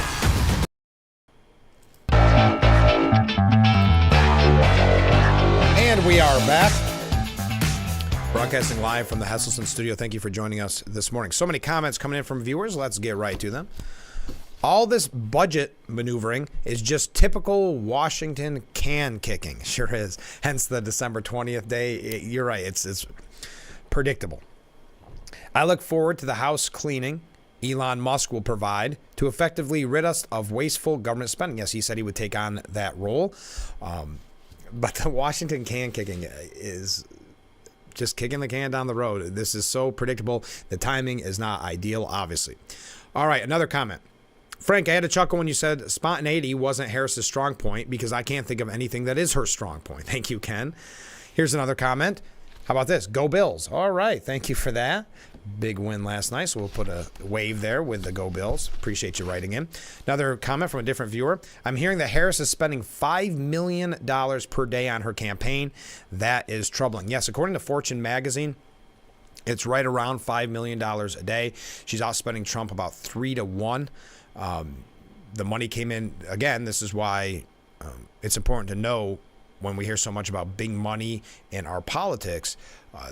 Big money has never played a more outsized, oversized role than it has in this presidential election. Because remember, when the big money stopped going to Biden, that's when the decision was made that he had to go. And the party that he supported for 50 plus years turned on him. So the big money dried up. And then when he stepped down and endorsed Harris, Harris had the floodgates open and all that money came to her. And that gave her the momentum, right? That the media kept talking about, the momentum with the money behind her and so much support for her. So yes, about $5 million on her campaign, $5 million a day. Whew. Now, Kevin O'Leary, who we've quoted in the past, he spoke with Fox News, Your World.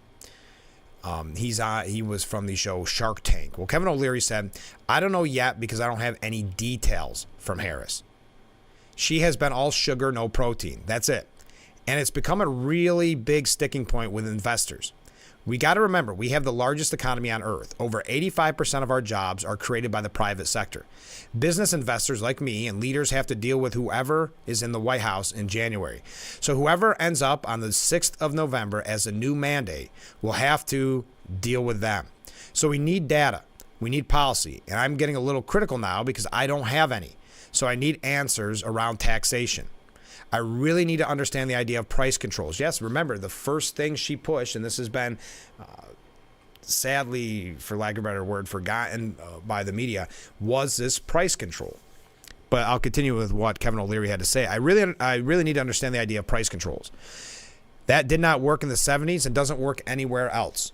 And this whole idea of taxing unrealized gains, you have to remember at the number one export of America is the American dream. This is a 200-year-old economy that's based on supporting entrepreneurship. That destroys capital formation. Those ideas are beyond non-starters, referencing price controls, taxing unrealized gains. And that has been one of the criticisms, of course, of Harris by even some outlets that are really friendly to her. They're concerned that the undecided voter who hasn't made up their mind somehow yet, the undecided voter does not believe there's enough substance, enough policy coming from Harris. So as the media keeps pushing that debate was a huge victory for Harris, again, the words are even getting stronger and stronger the farther we get away from the debate, hoping to convince you that it was more impactful than it was, or if you didn't watch it, tell you that it was just, it was so clearly one-sided. But anyway, we'll continue with what my tangent is here. That the undecided voters, again, the media told us that Harris won. They're watching and saying, well, yeah, but the reason I tuned in was to see substance, and the substance wasn't there from a candidate that didn't have to go through the primary process, didn't have to debate primary challengers. So we don't know. The only thing we know about her policies are from when she had to go through that process back in 2019. And those comments that she made at the time, she's now been actively disavowing, actively doing a 180, U-turning on them. So what is the real answer?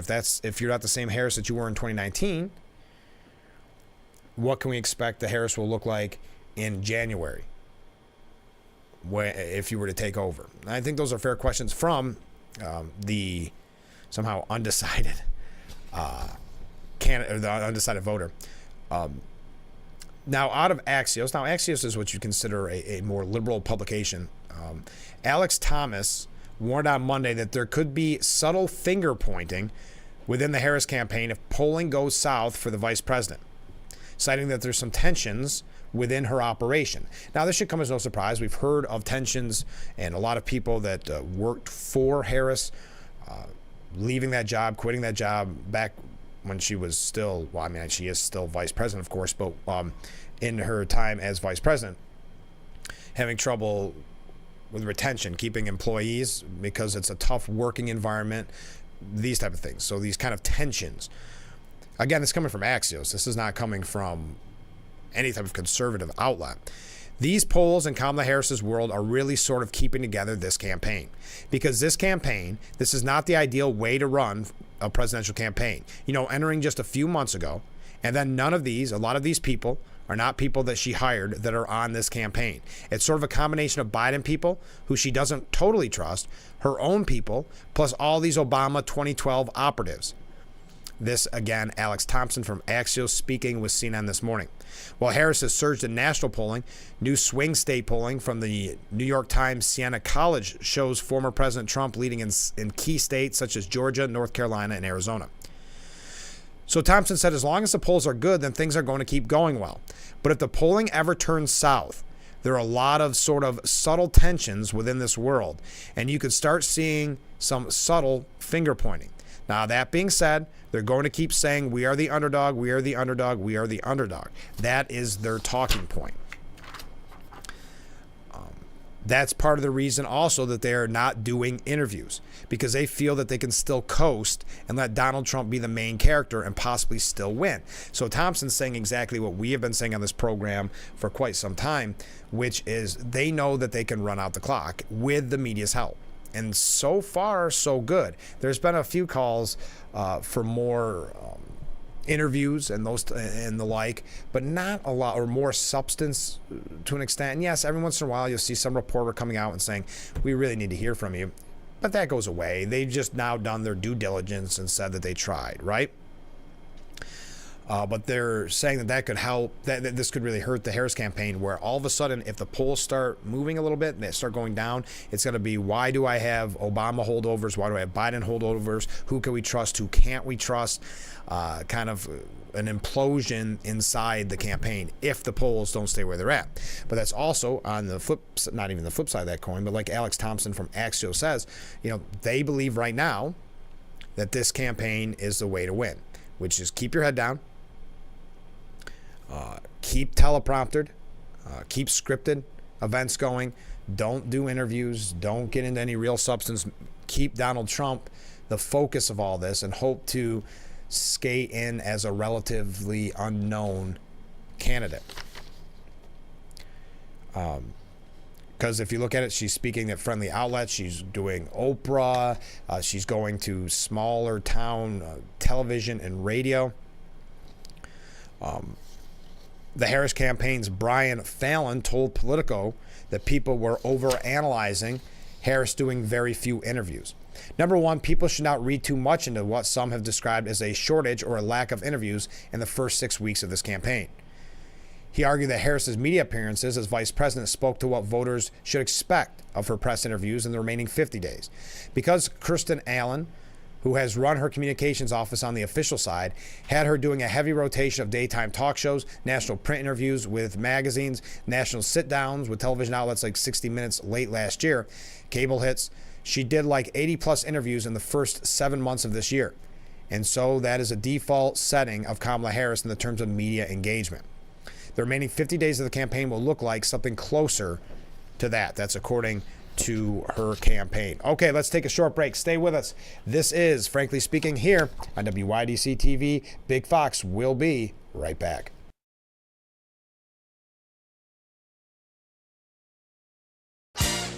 Hustleson Hot Spring Hot Tub Sales Event is going on now. New technology, cleaner water, easy to use, hot water made simple. Hesselson's, your locally owned and operated hot spring hot tub store since 1955, is offering huge incentives on their saltwater hot tubs. Deluxe lifters and steps, Bluetooth music, freshwater IQ, plus 0% interest-free financing options. Come to Hesselson's today and see why your next hot tub should be a Hesselson's Hot Spring Saltwater Hot Tub. Remember, it's always fun to poke in the corners at Hesselson's.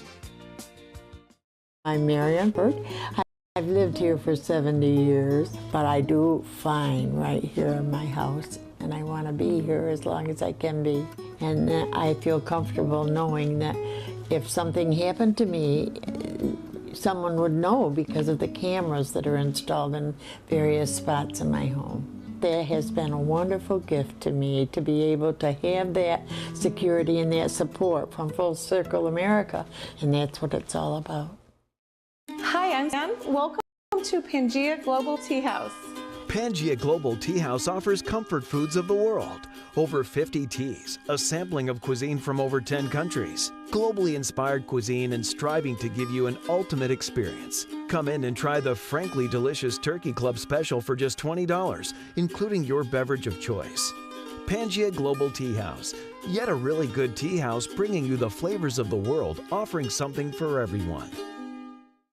Whether because of discomfort, lack of mobility, your lifestyle, or occupation, you sit inactively way too many hours a day. Introducing Ellipse, the premium quality automatic seated exerciser that strengthens legs, increases mobility, and boosts circulation without physical strain or impact. It is so quiet that none of my coworkers even know I'm using it. Strengthen and tone your legs, increase your mobility, flexibility, and balance. Plus, stimulate healthy circulation. My joints feel better, my knees feel better, my back feels better. It makes me feel stronger too. Perfect for home therapy. Whisper quiet to use while you work. My circulation is moving, I'm burning calories, and it makes me feel energetic. Call now and order Ellipse, the seated exerciser that strengthens legs, increases mobility, and boosts circulation. Call and get upgraded to the Deluxe Bundle. Get the faster motor or 5 miles of steps per hour, the step counter, the sport mat,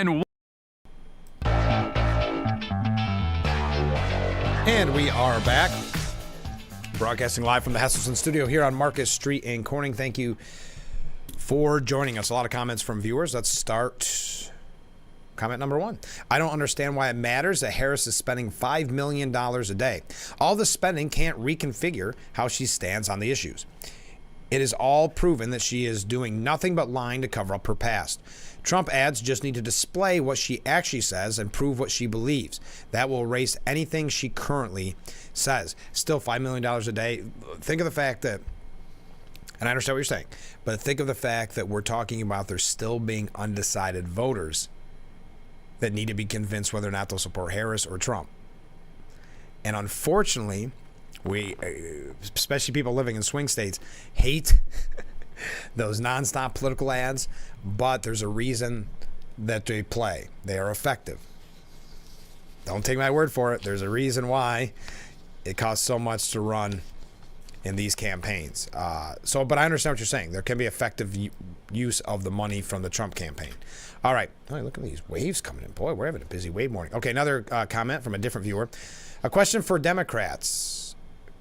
Is this Harris the Harris pick truly who they want to be the first woman president? She falls short of a strong, wise, charismatic example of what historians would have picked to be a trailblazer. Thank you, viewer. And then the last comment for this segment. Good morning, Frank. Well, hey, good morning. As to your question about sports gambling, and if you're just joining us, The Atlantic has a piece out today that says legalizing sports gambling was a huge mistake, and they point to some studies that show, for every $1 spent on betting, households put $2 less in investments for the future. That a household that does online sports betting increases the risk of going bankrupt by 25 to 30%, yada, yada, yada. And we didn't really dive into it deep. It kind of piqued my interest. So this viewer says, I remember when Lotto first came on the scene. It was supposed to be the answer to bring revenue for the school systems and to lower the burden for the taxpayer. We all know how that worked out. Very good point. And some people still joke about that that's how it was originally sold, that the lottery was going to go to schools. What is it that one ticket, one scratch-off ticket or something like that actually goes to schools and all the others are just in the general coffer? Or it's something just outlandish. But yes, not going to the schools. We know that. So thank you. Government got bigger. Legalizing marijuana was also a great way to make a bigger government. The same goes for the sports betting. Government gets bigger not only with the administration costs, but also programs for those with gambling problems and drug addiction. There seems to be a pattern forming. Well, the legalizing of marijuana, yeah, how much were we told that was going to bring in revenue? And that, because of the way New York State handled it with the wild, wild west attitude, that did not turn out well. Okay. Already talked about that. Oh, I've been meaning to bring this up all morning. So we're, I guess, maybe on a kind of a crazier note, if you will. This is that kind of silly season right now, as they call it, after Labor Day, up until the general election. But you're going to see every supposed expert, every forecaster, and what their predictions are. And it's always one of those scenarios where this person has got it right except for 2 times in the last 20 years. And you go, well, that's not that great. There's always some leading expert out there. And bad news for Trump, because this person who predicts elections has got them right except for a couple of times. And you go, all right, I guess I'm not going to really hang my hat on it. But let's continue with that tradition of it being silly season. Trump leads in a poll that has predicted every election but one since 1984. That's a pretty impressive record. The poll coming from Ohio is called the Cookie Poll. A beloved Cincinnati bakery, whose cookie poll has accurately predicted every election outcome but one since 1984, currently has the former president and Republican nominee leading Kamala Harris in what is considered a very unscientific survey. Here you go. I thought, just for the heck of it, this is a visual. This is a good visual one. Here we go. Those are the cookies. So you have Trump, of course. You have Kamala Harris there. And then that is for basically, I just want a cookie. That's your independent vote. That's your third-party candidate. Trump notched about 54% of the support, having sold 2,953 cookies to Harris's 39%, with an independent smiley face cookie scoring 7%. Per the latest tally shared with the New York Post by Buskin Bakery. Hey, if other news shows, folks, can go to their forecasters, we can too. The cookie poll will remain open until Election Day on November 5th, so the tallies reflect the results of early voting as of right now. We like to, the owner, the CEO of the bakery said, we like to joke and say customers can stuff the ballot box. To contribute data, customers simply purchase a cookie of their preferred candidate. Each cookie purchase counts as a single vote, and there is no limit to how many a customer can buy. Despite the lack of any type of actual scientific method, the poll has been remarkably accurate in the 10 elections it's predicted so far. The only result it missed was actually the last victory by Democrat Joe Biden. Our results out of our 4 retail stores kind of cover the north, south, east, and west portions of Cincinnati, so they're pretty diverse, said Buskin. It definitely is interesting that in a state like Ohio and a city like Cincinnati, that there's been such accuracy in this cookie poll over the years. All right, there you go. If you were curious. We hire a local artist, Jim White, that does caricatures, and he draws a caricature of each candidate. Then we transfer that image to a cookie. It's meant to be fun. But not everyone is having fun due to the contentious nature of politics. Just to show you how wacky things have gotten. Some people this year, especially more than any prior years, have been more vocal and not so friendly about things. But we're moving forward.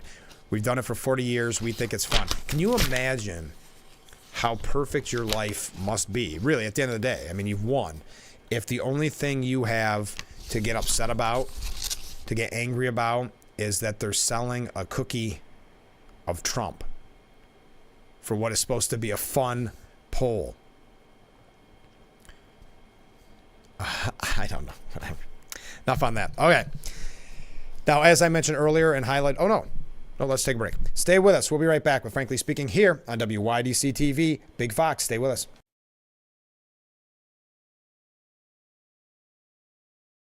Attention, Elmeron may lead to vision loss. If you have suffered vision problems after taking Elmeron to treat bladder pain, call the Hearn Law Firm. Elmeron may be responsible for your vision problems, and you may deserve compensation for your injuries.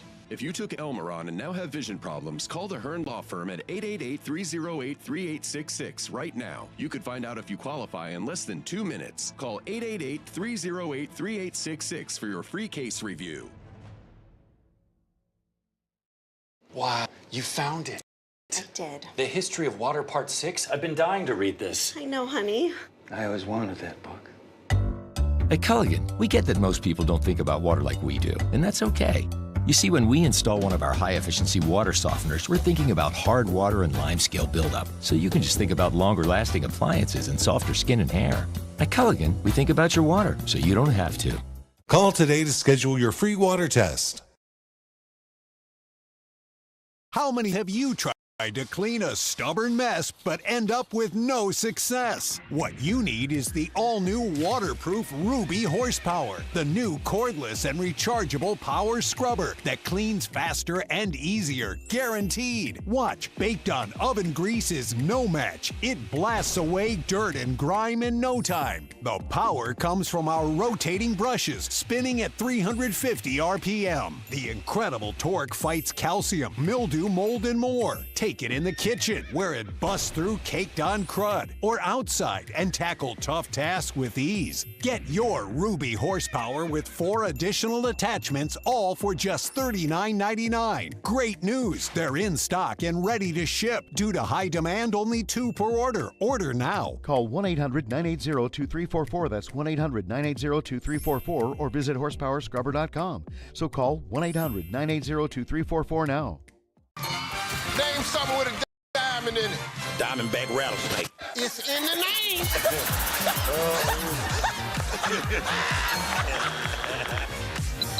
Name a low-calorie food you might make your edible underwear out of. Salmon. Watch it weeknights.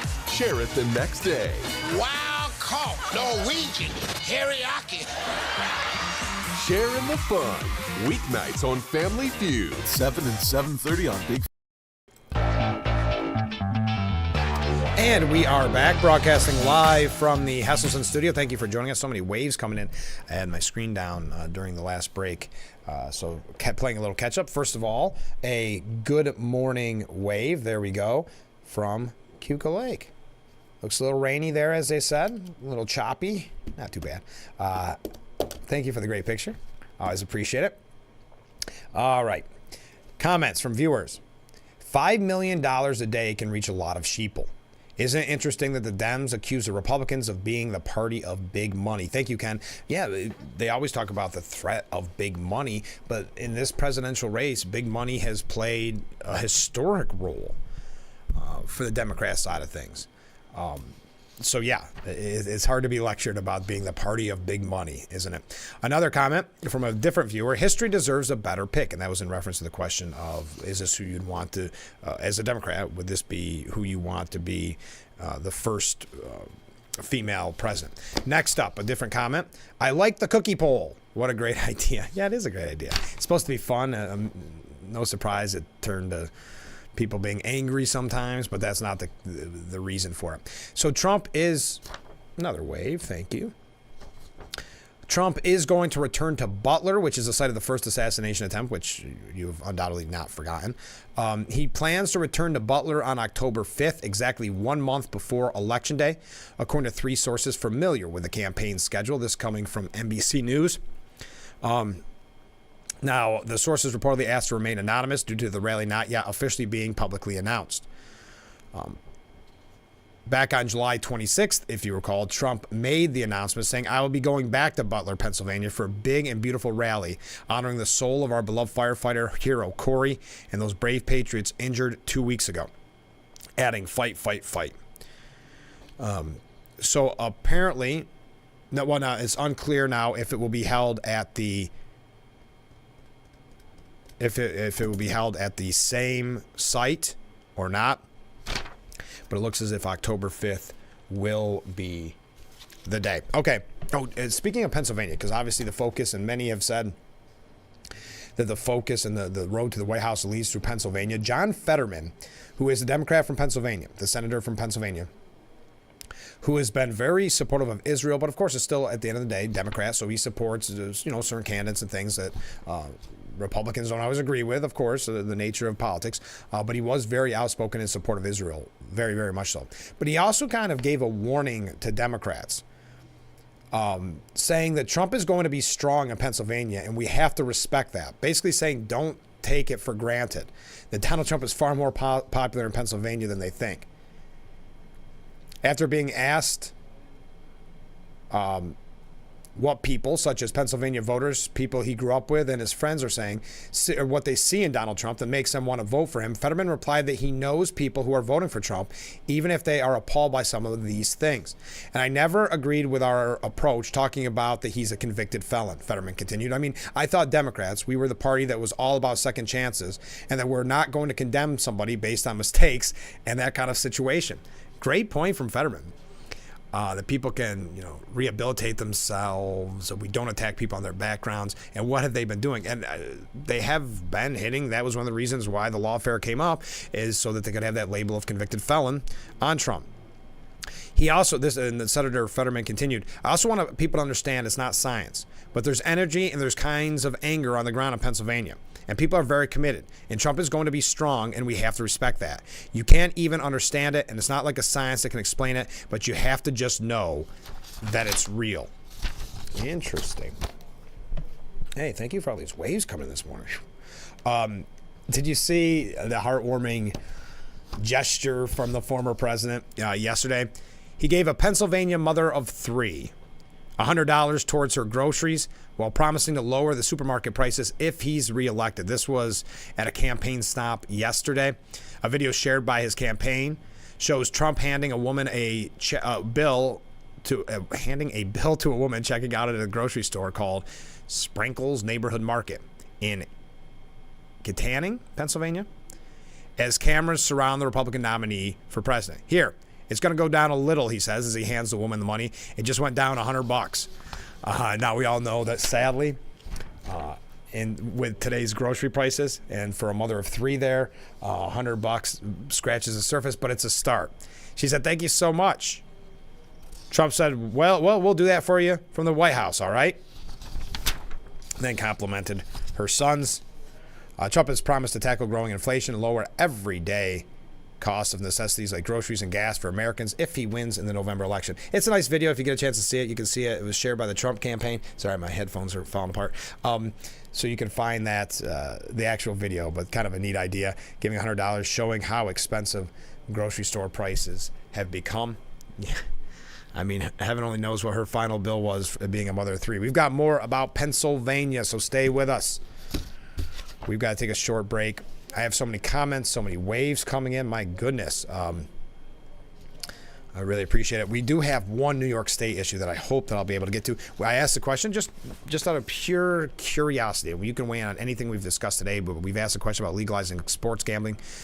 That wasn't a huge mistake, like the Atlantic contends. Also, would you have rather seen a government shutdown? What are your thoughts about Mike Johnson, with the help of Democrats, getting the continuing resolution through till December 20th? It looks as if that's the direction it's headed. They'll vote on it tomorrow. What's your thoughts there? Also, just about the topics we've been discussing in general. One quick announcement that we want to help our friends over at the library. And as I mentioned this yesterday, don't forget the book sale continues. It is today at 100 Nazar Civic Center in Corning. Today from 9 a.m. till 7 p.m. And the important point to note is cash or checks only, and that is the fall book sale at the USW Local 1000 Union Hall. All right, stay with us. Let me get that off the screen. Stay with us. We'll be right back with Frankly Speaking here on WYDC TV. Big Fox, stay with us. It's time to stock up on your favorite New York wines at GCP Discount Liquors and Wines in Horseheads. GCP Discount Liquors and Wines has the largest selection of Finger Lakes wines in the Southern Tier, all under one roof. Whether you're looking for Lakewood, Wagner, Wise, or Haslett 1852 Vineyards, GCP Discount Liquors and Wines is your convenient one-stop shop for these great wineries and more, all at the area's lowest prices. Shop GCP Discount Liquors and Wines in Horseheads, the best in service, selection, and price. We are proud proud to serve our country, to serve our local communities, to wear the uniform, to be a soldier, to serve abroad when and where duty calls. We are ready to stand with our brothers and sisters to defend, to serve, to fight. We're always ready, we're always there. We are the New York Army National Guard.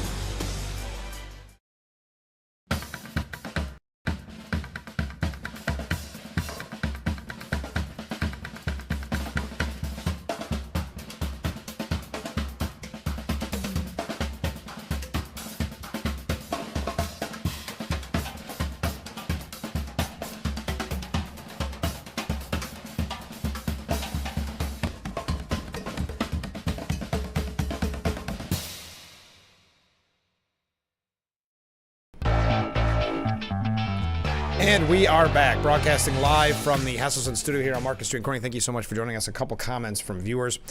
I'd probably buy one of each cookie and save the Trump and eat the Harris cookie. Well, thank you. Next up, Frank, I would say the cookie poll has been 100% accurate since inception in predicting the actual winners of presidential elections. Thank you, Ken. And finally, good morning, Frank. Well, hey, we're going to count that. Good morning. And we had another good morning earlier, too.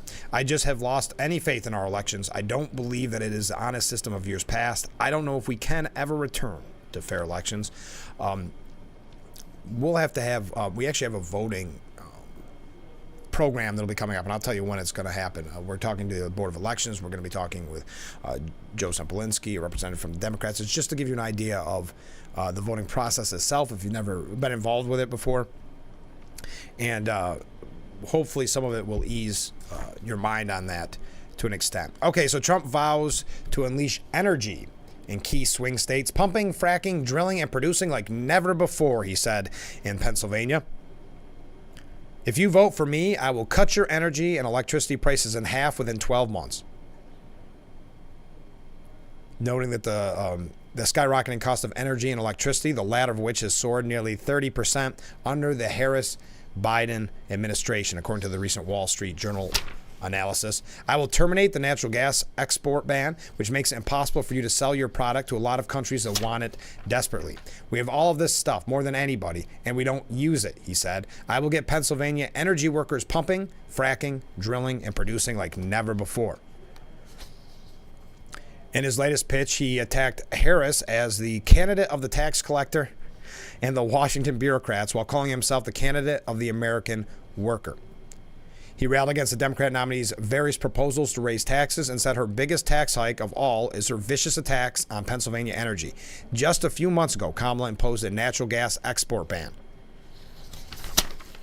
that is brutalizing Pennsylvania energy jobs, Trump said. Trump also dismissed Harris's recent flip-flop on fracking, arguing if anybody here believes that Harris will let your energy industry continue like fracking, you should immediately go to a psychiatrist and have your head examined. On dozens of occasions, Kamala has said that she intends to ban fracking, and we talked about it yesterday where it was a recently unearthed tape from her time on Jimmy Fallon where she said the same thing. We are an energy country. That's our history. All right. Trump also said that he would demand China's Xi Jinping to follow through on his $50 billion farming deal. Now, this caught my attention at first because we know that, to a viewer's comment early on in the program, that China has been trying to buy up a lot of farmland. So I thought, what was this all about? So this was in Smithton, Pennsylvania. And he said, my first call, I'm going to call up President Xi. I'm going to say, you have to honor your deal that you made. You made a deal. You'd buy $50 billion worth of American farm product. And I guarantee you he will buy it. 100%. He will buy it. So it was actually about farm product. Think that would do for the farmers. My goodness, $50 billion. The former president struck a deal with China in his first term in tariff negotiations between the U.S. and Beijing, which he said included an agreement for Xi to buy $50 billion worth of American agricultural goods. Now Trump says China is not living up to it. He also blasted the Harris-Biden administration for how they've handled relations with China during their term and said he would also tell Xi to crack down on fentanyl pouring out of China and across the U.S.-Mexico border. Second thing I'm going to do is I'm going to say you have to give the death penalty to your fentanyl dealers who are sending fentanyl. Well, that's a major issue in Pennsylvania, but throughout the whole country. Hey, a lot of messages coming in. Now, according to Stephen Collinson, and we mention him quite frequently on, he's from CNN, we mentioned him on this program. He says Trump plays the fear card on the economy, and it seems to be working. Is it fear? Listen, again, it's like many people, Stephen Collinson's coworkers, as a matter of fact, at CNN will tell you, never mind the economy is really good. Never mind what you're seeing, what you're feeling, what you're experiencing, what your checking and savings accounts look like, what your grocery bills are. Never mind any of that. Believe our numbers, believe our statistics. Well, Donald Trump had an apocalyptic warning for a group of farmers in swing state Pennsylvania. If he loses the election, quote, you won't have a farm very long. Trump spoke Monday at an event highlighting his vow to protect rural Americans from the perceived predatory power of China, at which he also showed that when he tries to focus, he can assemble effective populist economic arguments that can explain his dominance in polls on the most important issues in this election. What a biased way of writing that. Which he also showed that when he tries to focus. Anyway, but Trump's prediction about mass bankruptcies in the agricultural sector also echoed a familiar refrain, one that is the foundation of his pessimistic political creed. The ex-president adapts his construct to almost any audience as he evokes a vision of a nation racked by crime, economic blight, and an immigrant invasion. So Trump is painting that picture that's not actually something that we're experiencing or living? Is that what... Most politicians court voters by offering them an optimistic vision, peddling hope and promises of change. Democrat nominee Kamala Harris is seeking to sweep away Trump's somber picture of America in crisis by invoking joy and a new kind of opportunity economy, which we don't have any specifics. That's what she was asked yesterday about the opportunity economy, and she said that she was born in the middle class, that their neighbors liked lawns, something to that extent. But again, to accept Stephen Collinson's premise, it's Trump that adapts his construct and I guess you would say fabricates a nation racked by crime, economic blight, and an immigrant invasion. So I would again, I don't want to go through any more of this, but I would again point to the fact that this is a prime example of never mind what you're seeing and feeling, experiencing. Believe what Mr. Collinson at CNN has to say. Believe that someone talking with no substance about the policies, talking about joy, is the candidate of choice. That Trump is facing the facts head on with what we're dealing with. Instead, he should be throwing around generalities like joy. Okay. When we come back, we're going to wrap up today's edition with some last minute comments, but also about a New York State issue that I think you will find interesting. Hard to believe that 2 hours is nearly through. Thank you so much for joining us this morning. Okay, stay with us. This is Frankly Speaking here on WYDC TV, Big Fox.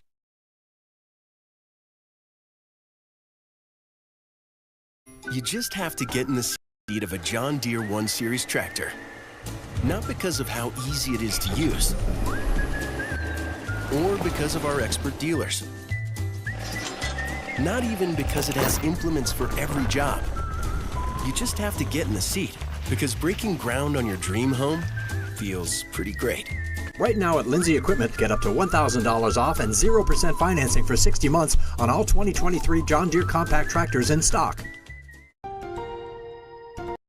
If you're on supplemental oxygen, heavy and awkward tanks are a burden. Now you can leave home and leave the tanks behind with Inogen One, the portable oxygen concentrator you can take almost anywhere. With this little device, now I'm able to do the things that I've always loved. I just press the button here, and there's my oxygen. The Inogen One is so small and light, you're free to leave the house without the hassles of an oxygen tank. I could play golf again. I could go grocery shopping. I'm free again. With the Inogen, I can handle my own oxygen. I can carry my own oxygen. I go anywhere with this. Look how small it is. And right now, you can try an Inogen One for 30 days completely risk-free. Give us a call right now. If you qualify, we'll send you an Inogen system to use for 30 days completely risk-free. Your insurance may even cover your new Inogen One system. If you're on oxygen, you need to be using an Inogen. Call 1-800-929-7290. Again, that's 1-800-929-7290. And we are back broadcasting live from the Hesselson studio here on Market Street in Corning. I'm your host, Frank Acom. Thank you for joining us. Let's go through some viewer comments quickly. So she, meaning Harris, can talk happy and then not do anything that will help the people and then go back to her socialist ways after she's elected. Thank you, viewer. Another viewer, Ken, says the Republicans had to agree with the continuing resolution. If they didn't, the legacy media would nonstop blame the Republicans for wanting to shut down the government, which would be damaging in the lead up to the election. I agree, Ken. That's why I was surprised that there were some holdouts. I know that's many of their brand, so I totally get it, but that's why Mike Johnson was forced to work with more Democrats than perhaps he would have liked. Okay. This is what I want to wrap up today's edition of Frankly Speaking. It's from Newsday. And it talks about New York has lost more than 800,000 residents to other states since 2020. The most of any state by share of population. 800,000 residents since 2020. But this is one of those pieces that I find so fascinating because studies show the reasons for this post-pandemic exodus are complex and go well beyond the usual gripes about high taxes and bad weather. Those include a broad concern over affordability and non-economic reasons, such as wanting to be nearer relatives, cutting hours off daily commutes, and remote work. Well, of course, you're always going to have relatives be an issue in there.